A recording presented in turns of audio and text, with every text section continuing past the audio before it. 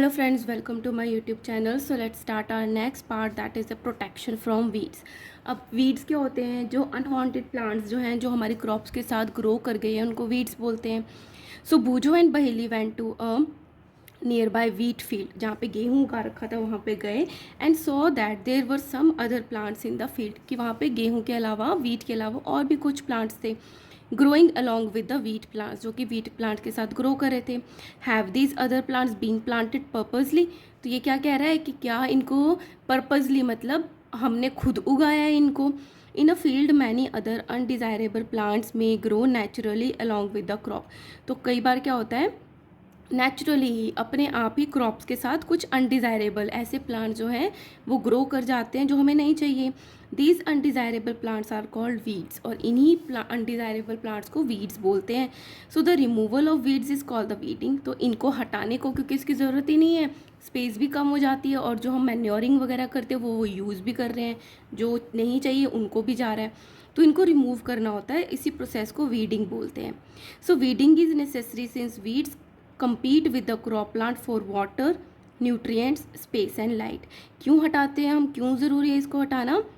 क्योंकि जो हमने क्रॉप्स के लिए वाटर, न्यूट्रिएंट, स्पेस और लाइट चाहिए थी क्रॉप्स को, वो ये भी यूज़ कर लेते हैं. दस they affect the growth of crop, इसलिए ग्रोथ जो होती है क्रॉप की वो भी अफेक्ट हो जाती है. Some weeds interfere even in harvesting and may be poisonous for animals and human beings. तो अगर जब हम हार्वेस्टिंग कर रहे हैं, कटाई कर रहे हैं, अगर उसके साथ ये वीड्स आ गए तो कुछ वीड्स तो पॉइजनस होते हैं, तो वो एनिमल और ह्यूमन बींग के लिए हेल्दी नहीं है. Farmers adopt many ways to remove the weeds and control their growth. बहुत सारे मेथड्स जो है वो यूज़ किए जाते हैं इनको रिमूव करने के लिए. Tilling before sowing the crops help in uprooting and killing of weeds which may then dry up and get mixed with the soil.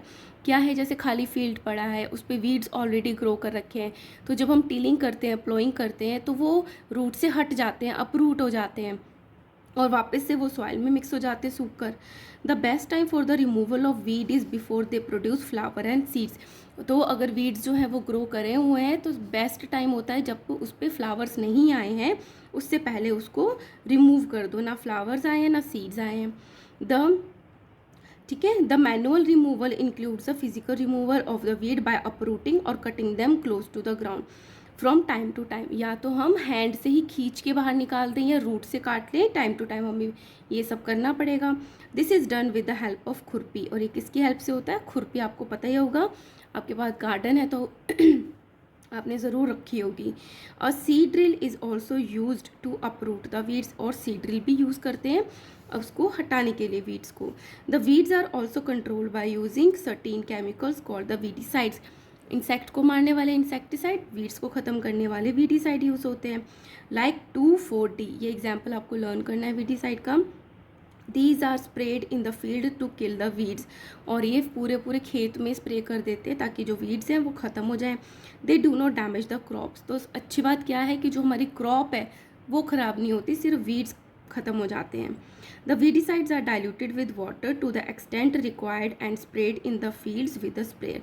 तो वीडिसाइड्स पैकेट में आते हैं, उनको जो स्प्रेयर होते हैं स्प्रे करने वाले, जैसे इस तरीके से इस पर पानी में मिक्स कर लिया जाता है और इस तरीके से स्प्रे किया जाता है. ठीक है, now do weedicides have any effect on the person हेल्डिंग with the weedicide spray.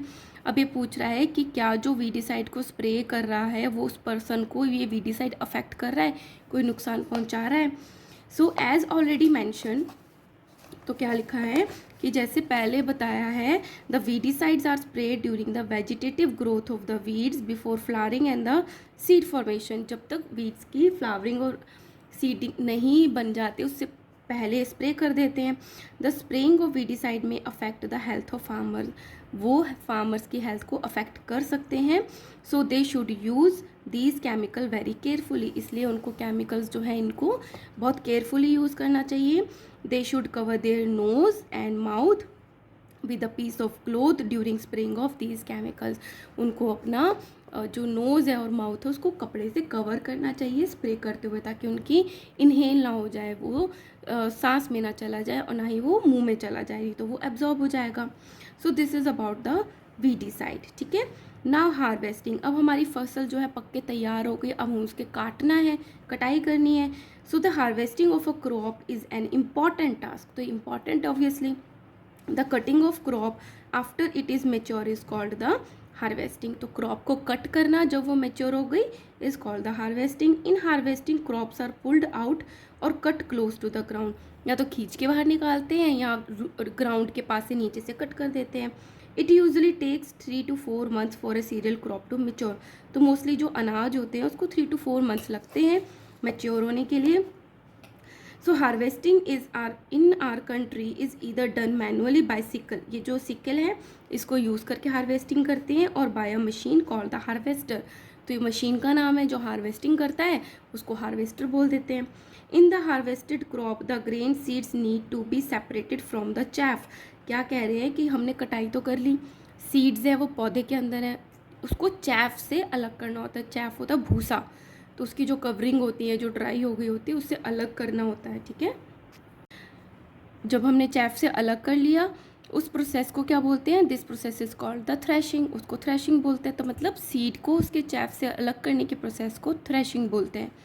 This is carried out with the machine called the combine, अब ये थ्रेशिंग किस मशीन से करते हैं, कंबाइन से। कंबाइन का मतलब होता है मिलकर, तो क्या क्या मिल रहा है, which is in effect of harvester as well as a thresher, तो दो काम करता है कंबाइन, हार्वेस्टिंग भी करता है, कटिंग भी करता है, और उसको बाद में उसके चैफ से अलग भी कर देता है। So this is a combine machine, ठीक है। अब ये क्या कह रहे हैं, after harvesting sometimes stubs are left in the field which are burnt by the farmer, अब क्या है ऊपर ऊपर से काट लिया, चैफ भी अलग हो गया, तो ये जो सारा बचा हुआ प्लांट है, सीड हमने निकाल लिया, तो उसको स्टब बोलते हैं। तो अब उसका कोई काम नहीं है तो फार्मर्स क्या करते हैं, उनको बर्न कर देते हैं, जला देते हैं।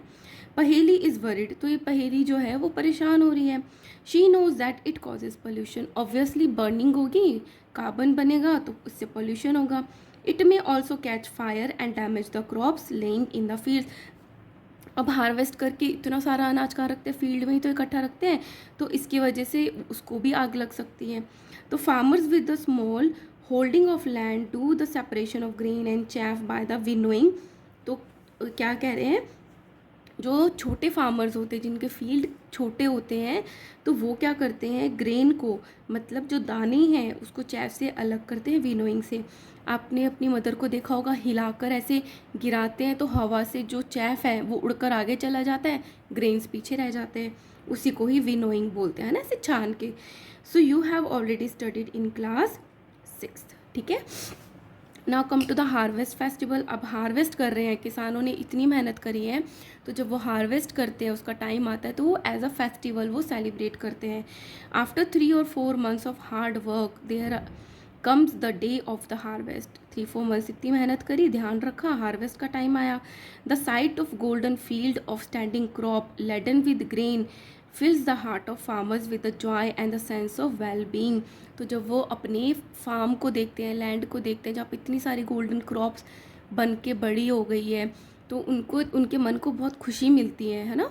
The efforts of the past season have borne fruit, उनको लगता है कि जो हमने पिछले सीजन में इतनी मेहनत करी अब उसका फल मिल गया। And it is time to relax and enjoy a little, अब वो उसको बेच कर अर्न करेंगे, अब वो रिलैक्स करते हैं।